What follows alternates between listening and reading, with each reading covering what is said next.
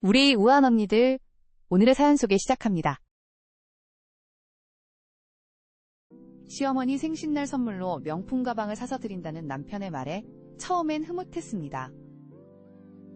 결혼 7년차 동안 시어머니께 늘 정성껏 선물도 챙겨드리고 효도 다했다고 자부했거든요. 하지만 그날 저녁 남편이 들고 온 쇼핑백을 보는 순간 제 마음이 싸늘하게 식어버렸습니다.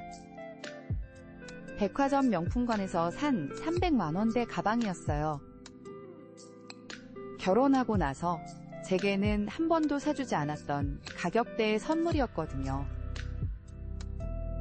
남편은 늘 제게 우리 아직 젊은데 명품은 사치야.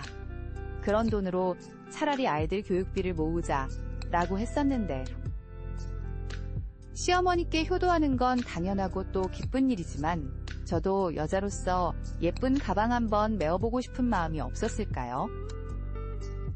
7년 동안 명절 때마다 시부모님 선물은 항상 제가 고르고 포장했어요. 생신 때도 제가 여기저기 발품 팔아가며 좋은 거 찾아서 사드렸고요. 그런데 이번엔 남편이 혼자 백화점에 가서 고가의 명품을 골랐다는 게 더 마음에 걸렸어요. 시어머니는 명품에 대한 로망이 크신 분이에요. 평소에도 며느리인 제게 아들이 너한테는 왜 명품 안 사주나? 우리 아들이 그렇게 인색하니? 라며 농담 반 진담 반으로 말씀하시곤 했죠. 그동안 저희는 아직 젊으니까요. 사치품보다는 실속 있게 살림하는 게 좋죠. 라며 웃어넘겼습니다. 그게 남편과의 약속이기도 했고 저 역시도 그게 맞다고 생각했으니까요. 하지만 이번 일을 겪어보니 그동안 제가 너무 순진했던 걸까요? 명품백을 받고 기뻐하시는 시어머니를 보며 축하드리는 미소를 지었지만 속으로는 울컥하는 게 차올랐어요. 남편은 왜 저한테는 사치품이라며 한 번도 사주지 않았던 선물을 어머님께는 거리낌 없이 선택한 걸까요? 그날 밤 잠자리에 누워 이불을 덮은 채 혼자 눈물이 났습니다. 시어머니를 위한 선물이 아깝다거나 효도가 과하다고 생각하는 게 아니에요. 다만 남편의 이중적인 태도가 너무나도 서운했죠. 7년이라는 시간 동안 저는 과연 남편에게 어떤 존재였던 걸까요? 다음 날 아침 출근 준비를 하는 남편의 뒷모습을 보며 마음이 더욱 복잡해졌어요. 밤새 잠을 설치며 생각했던 말들이 목구멍까지 차올랐지만 또다시 참아내고 있는 제 모습이 한심하게 느껴졌죠. 그때였어요. 시어머님께서 갑자기 영상통화를 걸어오셨습니다. 어제 받으신 명품백을 메고 친구분들과 점심 약속이 있다며 자랑하고 싶으시다는 거예요. 영상 속 시어머님은 들뜬 목소리로 가방 이야기를 하시다가 문득 이런 말씀을 하시는 거예요. 우리 아들이 처음으로 엄마 선물로 백화점에 가봤대. 백화점 직원이 이것저것 추천해주는데 처음엔 10만 원대 가방을 고르더래. 그러다 옆에 있던 명품관을 보고 엄마니까 더 좋은 걸 사야겠다고 마음먹었다더라. 순간 머리가 멍해졌어요. 남편은 처음부터 명품을 살 생각이 아니었다는 거죠. 게다가 시어머님은 계속해서 말씀하셨어요. 이번에 회사에서 성과급을 받았다면서? 그동안 며느리 선물은 사치라고 안 사줬으면서 엄마한테는 이렇게 큰맘 먹고 너한테는 미안하지도 않니? 그 말에 눈앞이 캄캄해졌어요. 남편이 받았다는 성과급은 처음 듣는 이야기였거든요. 시어머님도 아시는 일을 저만 모르고 있었다니.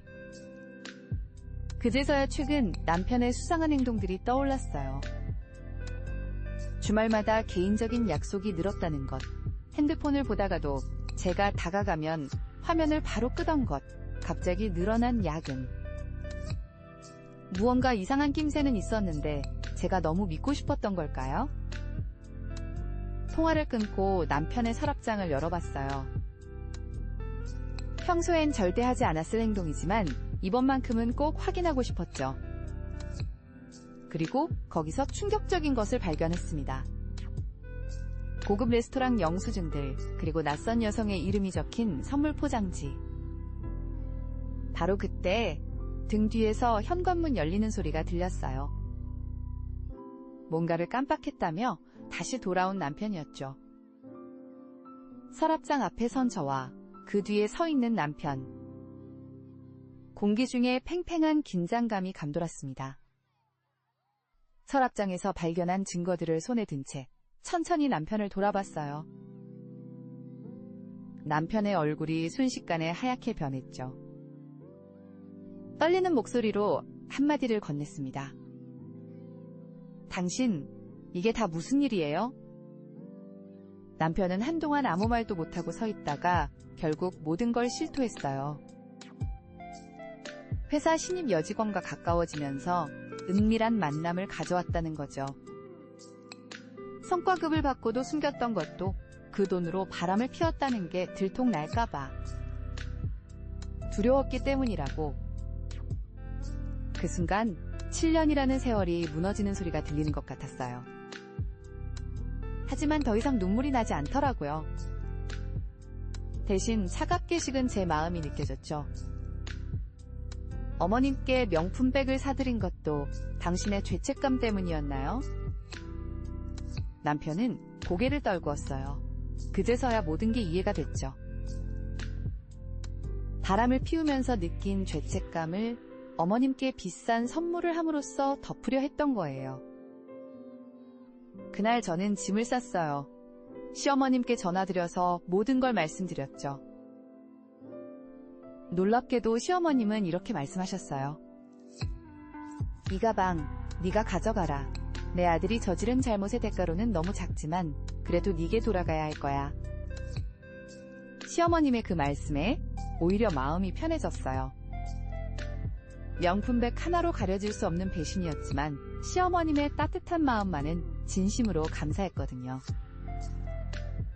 1년이 지난 지금 저는 새로운 삶을 살고 있어요. 이혼 후 받은 위자료로 작은 카페를 차렸죠. 그리고 얼마 전 시어머님이 찾아오셨어요. 그때 그 명품백을 들고서 이걸 팔아서 카페 운영 자금에 보태. 내 아들이 너한테 못해준 걸 엄마가 조금이나마 보상하고 싶어. 그 말씀의 끝내에 눈물이 났어요. 명품백 때문이 아니라 시어머님의 마음이 진심으로 감동이었거든요. 이제는 알겠어요. 진정한 가치는 물건의 값어치가 아니라 그 안에 담긴 진심이라는 걸요. 그리고 때로는 힘든 이별이 새로운 시작이 될 수 있다는 것도요. 여러분은 어떠셨나요? 비슷한 사연이 있다면 댓글로 함께 나눠주세요.